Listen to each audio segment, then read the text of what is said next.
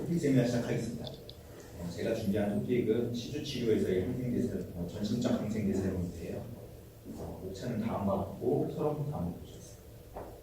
치주 질환은 미생물이 연관된 숙주 염증 반응인데 미생물의 불균형적 생태에 의존하는 감염성 질환입니다.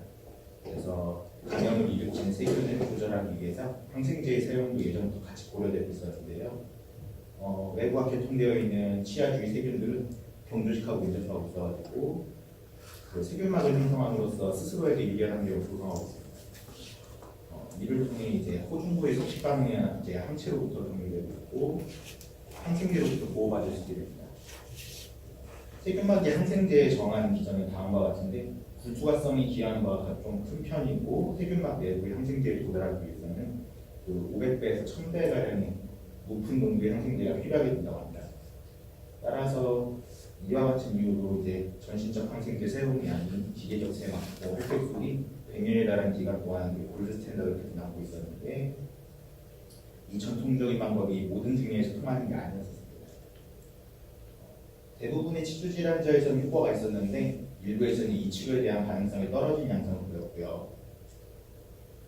이는 특정 세균종이 이제 해결되지 않기 때문이라는 가설이 이제 제시되었고, 그래서 기존의 착취 방법에다가 항생제를 보조적으로 이제 시행함으로써 이런 식으로 좀 좋은 결과를 얻을 수 있다는 보고들이 좀 이제 연이어 나왔는데, 따라서 이런 약물들은 항상 부작용을 동반하기 마련이라서 이런 긍정적인 결과들을 좀 예지성 있게 끌어오기 위해서 보조적인 항생제 사용이 어떤 병균의 처치에 도움이 되는지, 누구한테 사용해야 되는지, 그리고 어떤 약물을 사용하는 것이 이제 사용해야 되는지에 대한 연구들이 진행이 되었습니다. 이런 처치가 이제 치주병균에 어떤 작용을 하는지 한번 살펴보겠습니다. 감염성 질환의 효과적인 치료를 위해서는 정확한 진단이 필요한데요. 그러나 이제 구강이라는 특수한 환경에서 발생하는 혼합 감염은 그 복잡한 치행연화 세균층을 구성하고 있어서 특히 이제 대부분이 현기성이고 세균종의 한 40%가량만 실험실에서 배양이 가능한 것으로 이제 보이는 여러 가지 좀 정확한 진단이 어려운 상황인데 이제 시간이 흐르면서 배양하지 않아도 미생물 검사가 가능하게 되면서 치주병원균에 대한 분석이 본격적으로 좀 이루어졌습니다. 치주병원균이 계속 밝혀지고 있는 상황인데 이제 새로운 미생물 생태 개념이 등장하게 되었습니다. 코얀스키의 연구인데 DNA 분석 결과에 따라서 세균종들을 이제 그룹지어 분류하였습니다. 이 중 옐로우, 퍼플, 그린 컴플렉스는 숙주와 공생이 가능하고 이제 액티노마이시스 프로틴, 블루 컴플렉스는 숙주에게 유익하다는 평가를 하였고 위에 네 그룹으로 주로 구성된 경우에는 치주 치료에 반응이 좋은 편이었고 또 오렌지 레드 컴플렉스는 치주 질환이 이완된 부위에서 비중이 좀 높은 편이었고 그리고 치주낭피라든가 BOP의 이제 연관성이 높았다라고 보고가 되었습니다. 이러한 근거들을 바탕으로 해서 미생물의 생태 환경에서 숙주 공생종의 비중을 늘리고 치주 병원균의 비중을 낮추는 방향으로 치주 치료가 이제 진행되어야 된다는 주장이 힘이 실렸고 이를 뒷받침하는 만성 치주염에 대한 미생물학적 분석을 동반하는 연구들이 많이 등장했습니다. 그러나 이제 비교적 유병률이 낮은 급진성 치주염과 관련된 연구들은 적은 편이었는데 뼈바리 팀의 연구가 그런 연구 중 하나로 다음 페이지를 보시면 페레스 연구팀이 테이블을 새로 그렸는데요. 급진성 치주염의 파이 차트에서 그동안 원인균이라고 생각되었던 AA의 비중이 크게 높은 것을 관찰할 수 있는데 급진성 치주염과 만성 치주염에서 공통적으로 레드 컴플렉스의 비중이 크게 증가하고 있고 블루 컴플렉스의 비중이 크게 감소한 것이 관찰되어 있습니다. 급진성 치주염의 블루 컴플렉스가 특히 적은 것도 급진성 치주염에서 치태가 적다는 점을 연관지어 설명할 수 있다고 합니다. 최근 들어서는 AA가 단독적으로 다른 병원균에 비해서 급진성 치주염의 진행에 기여한다는 주장을 들고 있고 미생물학적으로 국소적 급진성 치주염, 전반적 급진성 치주염, 만성 치주염의 치료 프로토콜이 큰 차이를 보이지 않게 될 것이라고 합니다.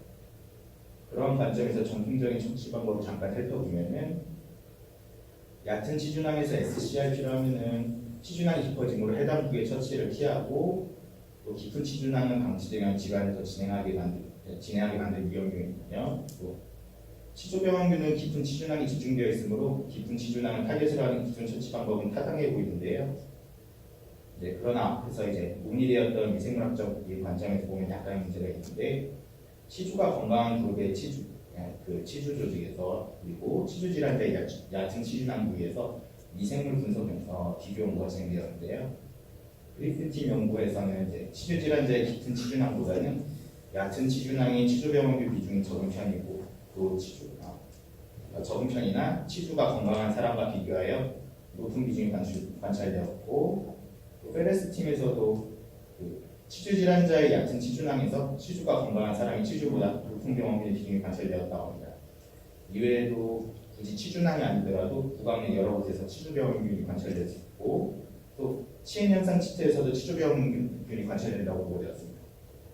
이는 이제 치주병원균이 비록 현기성이 이제 대부분이긴 하지만 절대 현기성 세균들도 세균막으로부터 보호막 효과를 얻을 수 있다 때문이라고 합니다. 치주병원균의 이러한 특성에 비춰봤을 때 SCRP에 이제 전시적 항생제 병용하는 것은 이제 합리적으로 보이기도 하는데요. 그러면 어떤 항생제를 사용할지 그 약물이 정말 효과가 있는지 한번 살펴보겠습니다. 항생제는 다양한 종류가 개별되어 왔고 종류마다 타겟으로 삼는 세균의 스펙트럼 역시 다양합니다. 그래서 그 중에서도 특히 치주 질환에 도움이 되는지 연구가 좀 활발하게 이루어졌던 약물들이 존재하는데 그 중에서 좀 많이 논의된 약물들을 잠깐만 훑어보겠습니다. 아목사실린은 이제 페니실린계 항생제로 넓은 스펙트럼을 보이고 세균성을 가집니다. 데타타민 구조를 가져서 이를 분해하는 데 좀 취약한 약점을 가지고요. 테트라사이클린 계열 약물들도 넓은 스펙트럼을 가지는 정균제로 페니실린 계열과 마찬가지로 부작용이 적은 편이라 널리 쓰인 약물입니다. 특히 치은열구액에서 높은 농도를 보이고 치면에 잘 달라붙는다는 점, MMP를 억제한다는 점 때문에 치과 쪽에서 많은 연구가 이루어졌는데 이번 토픽에서는 로우도즈 독식사이클린을 다루지 않습니다. 아지스로마이신입니다. 정균제이면서 독특한 약공학적 특성 때문에 긴 반감기와 높은 조직 농도를 보이고요. 메트로니다졸입니다. 현기성 세균을 타겟으로 하는 살균제인데 그 특성으로 인해서 대다수가 현기성에 속하는 치주병원균에서는 이점을 가질 것으로 보입니다. 쉐독스의 항생제별 치주병원균의 감수성에 대한 정리표입니다. 다음 표를 보면은 도치사이클린, 이노사이클린 혹은 이제 아목사실린과 메트로니다졸의 복합제를 사용하면 될 것 같지만 그 체내, 구강 내 환경에서 여러 가지 변수들에 의해서 미생물 생태계 안에 있는 세균의 감수성은 달라질 수 있습니다.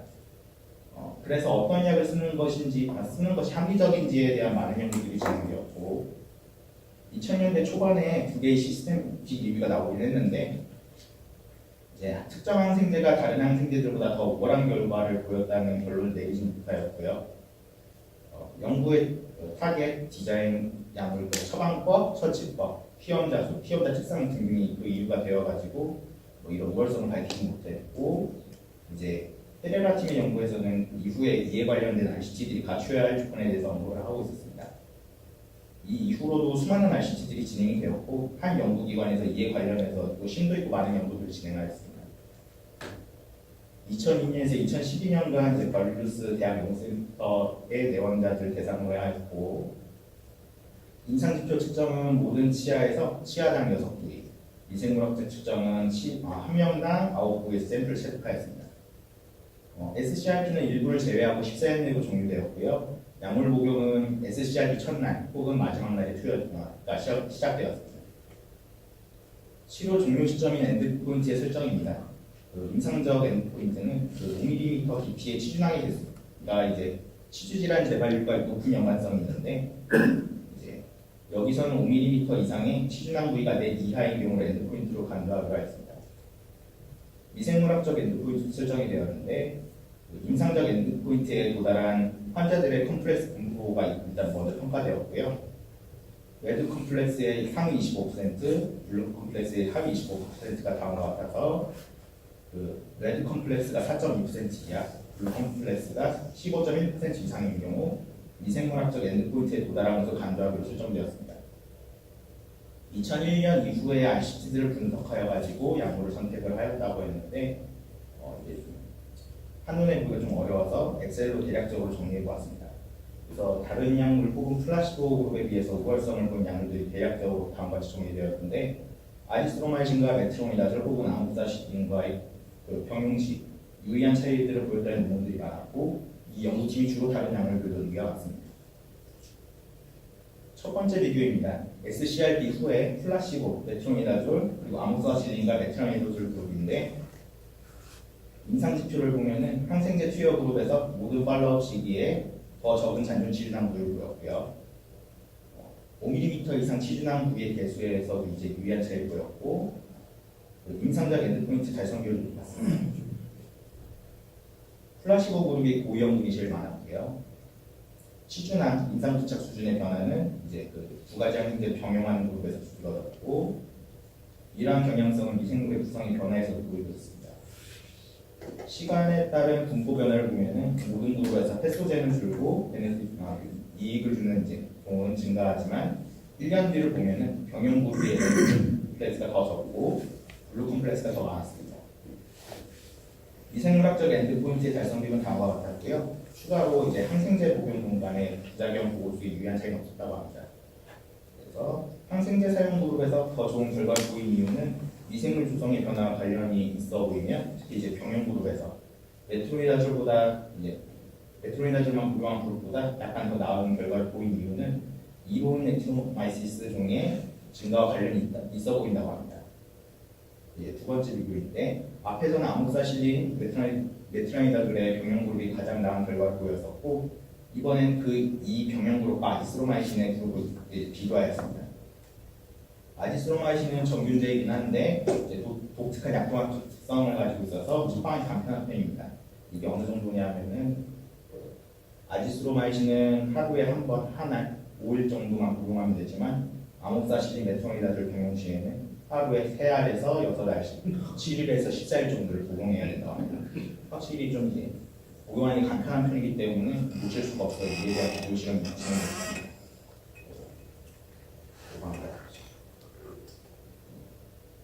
이미 같은 연구기관에서 아지스로마이신을 이제 RCT를 진행한 적이 있어서 이 데이터를 활용하여서 이제 비교를 하기로 했는데 이미 진행되었던 연구가 이제 심도가 높은 비흡연자를 대상으로 진행하기 때문에 피험자의 그 성격을 통일하기 위해서 5mm 이상의 치주낭 부위가 25개 이상 비흡연자를 대상으로 해서 데이터를 필터링해가지고 비교가 진행되었습니다.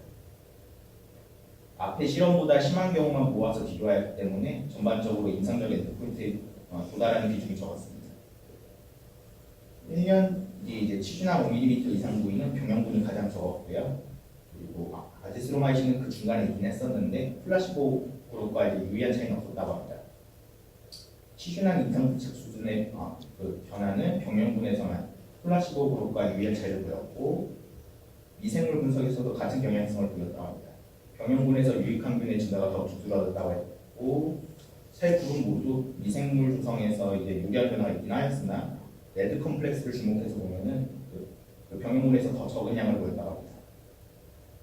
미생물학적 엔드포인트 달성률은 다음과 같습니다. 아지스로마이신이 좋은 약동학적 특성을 갖고 있으나 이제 치주 감염에서는 그렇게 좋은 효과를 보이지 못했는데요. 이게 정균제이기 때문에 보입니다.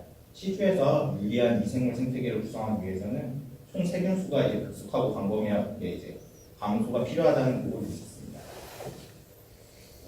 이번 비교에서 아지스로마이신이 그다지 유효한 결과를 보이지 못했는데요. 이 비교에서는 피험자 그룹이 좀 심도가 높은 치주염 그리고 비흡연자만 대상으로 하였다는 점을 유의해야 한다고 합니다.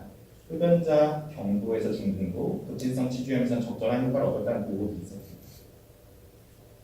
추가로 아모사실린, 메트로니다졸의 병용이 잘 반응하지 않는 증례도 있다고 하는데 이제 병인이 다르거나 면역 상태에 문제가 있는 통상적인 치주염이 아닌 증례로 이런 경우에 대해서는 그 실험 연구가 없긴 하지만 메트로니다졸과 스피라마이신의 복합제, 우리 병원에서는 로도질에 해당하는 양인데 페니실린 알러지가 있는 경우에 이런 병용제를 사용해서 아모사실린을 대체할 수 있다고 합니다. 다음 비교에서는 이제 경도에서 중등도의 치주염에서도 효과가 있는지에 대한 비교입니다. 심도가 낮은 경우는 전신적 항생제 이점이 없거나 있어도 먹는 걸 정당할 정도로 크지 않을 것이라는 인식이 만연한 편인데 이에 대한 확인을 위한 비교라고 합니다. 1년 후 잔존 치주낭 수는 전반적으로 병용군에서 적은 편이고 6에서 7mm에선 유의성 있는 차이를 보였다고 합니다.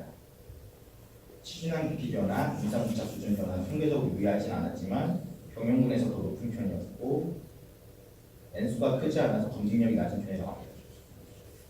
이 부분이 가장 주목할 부분인데요. 병용군의 대부분이 엔드포인트에 진입하여 매우 좋은 결과를 보였다고 합니다. 고위험군도 남아있지 않았었습니다. 미생물 조성 변화는 경영군에서 이제 수초 공생군은 더 많이, 병원군은 더 적게 관찰되었고요. 3개월 후 두 그룹 모두에서 유리한 조성 변화가 관찰되긴 했는데 플라시보 그룹에서는 레드 콤플렉스가 다시 증가하는 양상이 관찰되었습니다. 미생물학적 엔드포인트도 경영군에서 크게 높았고요. 그래서 N수가 적긴 했지만 이 비교에서 주목할 점은 이제 기존의 만연한 인식과 달리 이제 미생물뿐만 아니라 임상 지표에서도 일정한 증가가 있었다는 점입니다. 다음은 흡연자와 비흡연자의 비교입니다. 흡연자는 전통적 치료의 가능성이 떨어지는 경향이 있고 전신적 항생제를 구체적으로 사용해서 얻는 이득이 있으면 이미 밝혀져 있습니다. 이미 이 연구기관에서는 흡연자를 대상으로 실험한 바가 있는데 아모사실린 메트라이드를 경영군이 가장 좋은 결과를 얻긴 하였고요. 그런데 이제 모든 군에서 오렌지 콤플렉스가 감소하지 않는 경향성을 보였다고 합니다. 여기선 비흡연자, 흡연자의 SCRP와 전신적 항생제 처치시 이유가 목적인데요. 3개월 뒤 5mm 이상의 치주낭 부위는 비흡연자에서 유의하게 적었고 치주낭 감소, 인상부착 수준의 증가도 비흡연자에서 유의하게 적었다고 합니다.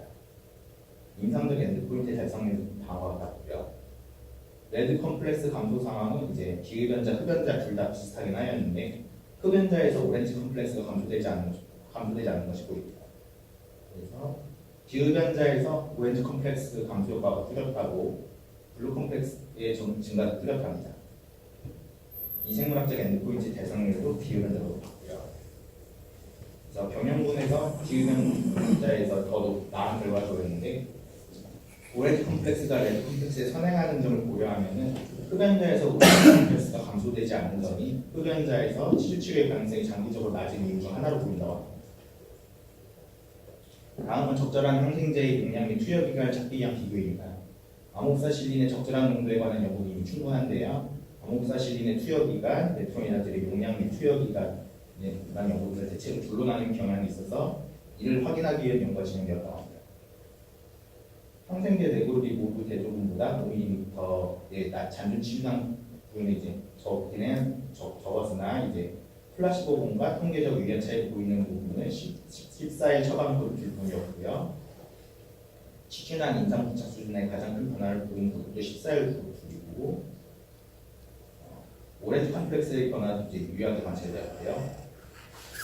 항생제 네 그룹 모두에서 대조군과 비교해서 유의한 레드 컴플렉스 감소를 보였는데 7일 그룹과 14일 그룹 간의 유의한 차이는 없었지만 기간과 용량이 늘어날수록 인상적으로는 잔존 치주낭 5mm 이상 부위의 수의 감소, 레드 컴플렉스 감소 경향성이 있었고 네 그룹 간의 부작용 보고상에 큰 차이, 유의한 차이가 없었다고 합니다. 짧은 기간 연구이긴 하지만 14일 처방이 7일 처방보다 유리한 결과를 보였고 용량에 의한 차이는 근거 부족하다고 합니다. 항생제 처방은 언제 하는 것이 적절한지에 대한 연구도 있습니다.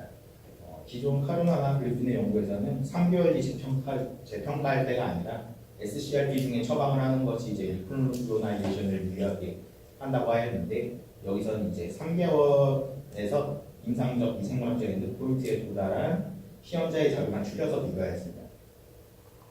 3개월 뒤 항생제 복용 그룹에서 레드 컴플렉스가 적고 블루 컴플렉스가 더 많은 것이 관찰되고요. 이제 1년 후 플라시보 그룹에서는 레드 컴플렉스가 다시 유의하게 증가하고 블루 컴플렉스의 유의한 감소가 보이고 있고 10명 중 3명을 로우리스크 프로파일을 상세를 했다고 합니다. 이는 액티브 페이지가 아닌 3개월 뒤에 재평가 시에 추가로 항생제를 처치하는 것을 반박할 수 있는 근거가 될 수 있는데 RCT가 다시 필요하다고 합니다. 그러면 이제 액티브 페이지에서 항생제 처방은 언제 이루어지는 것이 적절한가에 대한 내용인데 이론적으로는 첫날 처방하는 경우에는 염증으로 인한 치료혈액 증가 그리고 모세혈관의 높은 투과성으로 인한 이점이 있고 마지막 날 처방하는 경우에는 바이오필름이 제거된 상황이라는 이점이 있습니다. 그러나 임상적으로나 이생물학적으로나 유의한 차이는 없었고 더 큰 N수, 더 긴 기간의 RCT가 필요하다고 합니다. 이 연구팀의 결론입니다. SCRP와 메트로니다졸 혹은 메트로니다졸과 아모사실린의 처방은 미생물학적, 임상적 이점이 있고요. 기존의 인식과 달리 중등도의 치주염 환자와 치료의 가능성이 좋았던 환자분에서도 항생제의 사용 이점이 있었다고 합니다. 따라서 항생제 처방 시 고려해야 되는 베네핏 리스크 이후에서는 치질 수술의 필요성 감소, 병원 수준의 감소 고려해야 된다고 합니다. 그러면 이제 추가적으로 치주 질환에서의 항생제 사용할 때 그 미생물 검사를 추천하는 보고들이 많아서 이에 대한 이유를 찾아보았는데요. 이와 관련된 ICT가 하나도 없고 더 많은 연구가 필요하다고 합니다. 다음은 항생제의 부작용에 관한 내용입니다. 항생제의 부작용은 이제 크게 다음과 같이 나누어 볼 수 있는데 여기서는 이제 독성과 약물 상호작용만 짧게 언급하겠습니다. 각 항생제에서 가장 이제 흔하게 발생하는 부작용을 짤막하게 요약되어 있는데요. 메트로이더들은 56%가 12%, 그리고 페니실린은 방임받는 설사가 5%다. 약물 상호작용은 이제 메트로이더들은 간에서 대사돼서 이제 관련 약물들과 약물 상호작용이 있고, 특히 와파린 환자에서 주의해야 하고 환자의 금주를 주지시켜야 합니다. 그리고 페니실린은 프로베네시드와 경쟁해서 심장내시에 지연되게 됩니다. 다음은 페레스의 내생균에 관한 연구인데요. 메트로이다졸, 아목사신, 도시사이클린의 그 경우 관련 내성균 비중이 90 이후에 이제 다시 베이스라인에 돌아오고 있다고 하고, 아지스로마이신과 테트라사이클린도 시간은 길어도 비슷한 경향에서 보인다고 합니다. 새로운 내성균주의 출현이라기보다는 기존의 내성균주가 일시적으로 선택적으로 증가한 것 같다고 언급되어 있었는데, 새로운 내성균주의 출현을 시사하는 근거는 없긴 하지만 출현 여부를 밝히기도 매우 어려움으로 이제 항생제 처방 시 이와 같은 내용은 항상 염두에 둬야 된다고 합니다. 요약입니다. 다음과 같이 짤막하게 요약해봤는데, 그 항생제 특히 이제 SCRT 후에 아목사실과 메트라이드를 사용했을 때 이러한 이점들이 있고, 흡연자에서는 그 약물 같이 사용하여도 오렌지 컴플렉스를 감소시키기 힘들다는 연구가 있었고요. 저희 병원에서 처방할 수 있는 코드를 해서 하는데 지금 해상도가 낮아서 빼진 것 같은데, CJ 후라시밀정이랑 아목사팽 캅셀입니다. 그리고 처방은 다음과 같이 진행하면 되고, 그 약물 상호작용과 부작용 잠깐 짤막하게 이제 정리를 하긴 했는데, 이제 항생제 내성과 관련해서 이제 이점을 좀 기별할 수 있는 연구가 또 새로 추가돼야 되지 않을까. 그래서 이제 발표는 여기까지 마치겠습니다.